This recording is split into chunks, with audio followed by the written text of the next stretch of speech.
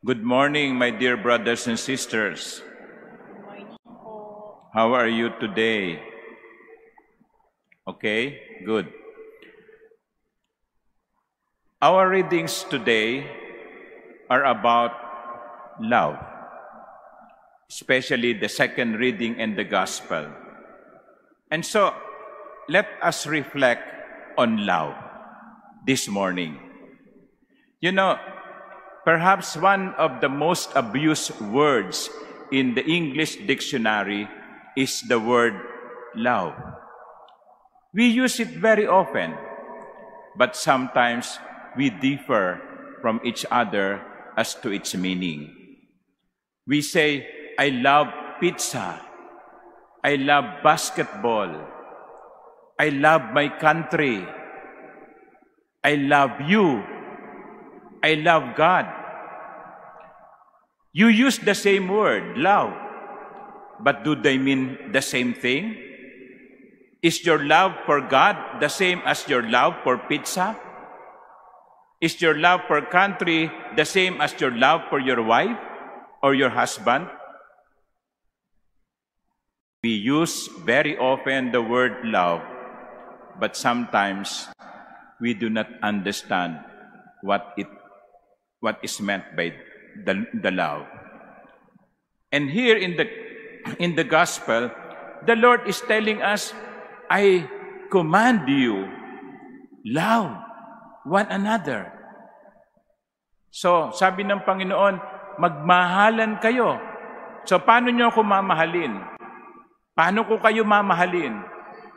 How do I love you? How do you love me? Do you love me as you love pizza? Do you love your husband as you love pizza? And so, if you are not starving, you are not going to love? Hindi ko mahal ang asawa ko kasi hindi ako gutom. So what does it mean when Jesus says, love one another? And not only that, love one another as I loved you. Therefore, the model of loving is how Jesus loves us. We love one another like our parents loving each other. No. We love one another just as Jesus loves us. The model of our loving is Jesus Himself, the way He loved us. And therefore, the question is, then, how does Jesus love me? Kung ang modelo ng ating pagmamahal ay kung paano tayo minahal ni Jesus, sa makatwid, ang tanong ay, paano tayo minahal ni Jesus? And then, I present to you 3 possible answers. Number 1, the love of Jesus is inclusive. Inclusive. Sama lahat. In the first reading, we heard about the story of Cornelius being met by Peter. Cornelius is not one of them. Cornelius is a pagan. Nevertheless, Peter accepted Cornelius. That is why in the first reading, Peter said, in truth, I see that God shows no partiality. God plays no favorite. Walang pinipili ang pag-ibig ni Jesus. Kaya kung gusto nating magmahal, katulad ng pagmamahal ni Jesus, dapat ang pagmamahal natin ay walang pinipili. Of course, sasabihin nyo, Father, parang mahirap naman talaga yun eh. Kasi kahit sa mga anak ko, meron akong paborito. Ang payo ko na lang sa inyo mga magulang, huwag niyong ipakitang masyado. Huwag naman masyadong obvious. Pero yung sinasabi na love that is inclusive, minamahal mo pati yung mga taong ang hirap mahalin. Pipilitin mong mahalin at gagawa ng mabuti, maging yung mga taong gumagawa ng masama sa iyo.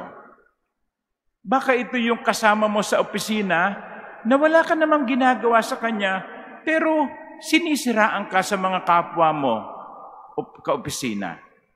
Baka may mga ganon. Dala siguro ng inggit, o nung bata siya, hindi siya niyakap ng kanyang nanay, no? Dala niya hanggang ngayon. Yon ang mga dapat nating mahalin. Hindi lamang yung nagmamahal sa atin, kundi maging yung mga taong hindi gumagawa ng mabuti sa atin. That is inclusive love. Because Jesus himself said, if you only do good things to those who do good things to you, what makes you different from a pagan? Nothing. Ang nagmamahal ng hindi namimili. Kaya siguro ang dasal ninyo araw-araw, ang dasal natin araw-araw, Panginoon, sana magawa kong mahalin itong taong ito kahit na hindi siya kamahal-mahal. Lord, let me love even the unlovable. Ang ikalawang katangian ng pagmamahal ni Jesus ay ito, isang pagmamahal na walang hinihintay na kapalit. A love without strings attached. Because the problem of our society is this: I will give you this if you will give me that. Sometimes love becomes a contract. You go to the supermarket, you bring money with you, you want to buy bread, you tell the seller, okay, give me 1 loaf of bread, and here is the money. So palitan, kaliwaan, bigyan mo ko ng tinapay, bigyan kita ng pera. But love is not like that. Love is giving away even if there's nothing that will come in return. Hindi naman tayo minahal ni Jesus dahil may maibibigay tayo sa Kanya. Minahal tayo ni Jesus nang walang hinihintay na kapalit. Pagmamahal na walang hinihintay na kapalit. Kaya magmamahal ka kahit na nakalimutan ka na ng asawa mo matapos ang kanyang brain surgery. Wow. Queen of Tears. I will be by your side even if you forget me. That is love. Huwag tayong magmahal dahil lamang meron tayong matatanggap. You will be disappointed. You will be bitter. Bakit ganon? Minahal ko siya, bakit hindi niya ako minamahal? Ang pagmamahal ay ibinibigay ng walang hinihintay na kapalit. Pangatlo, the love of Jesus is a sacrificial love.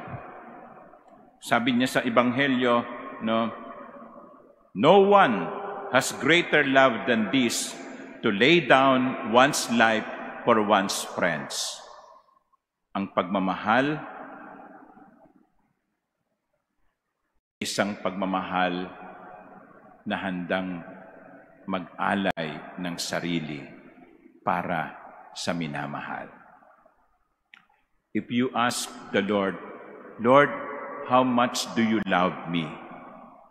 And the Lord will answer, this much. I love you this much. Until death on the cross. Kaya yung tunay na pagmamahal, handang masaktan. And that is why the deeper the love, the greater the pain. Tingnan nyo, kapag ang namatay ay isang minahal ninyo sa buhay, mas masakit hindi ba? Pero kung ang namatay ay isang kapitbahay na hindi naman niyo pinapansin, pag nalaman niyong namatay na pala, namatay na pala siya. Not much pain because there is less love. You cannot love without giving. You can give without loving. Kaya dapat kapag tayo ay nagmahal, handa tayong masaktan. Sapagkat ang tunay na pagmamahal, nag-aalay ng sakripisyo. My dear brothers and sisters, let us examine the way we love. Do I love like Jesus? Is my love inclusive? Is my love freely given? And am I ready to love by giving? Amen.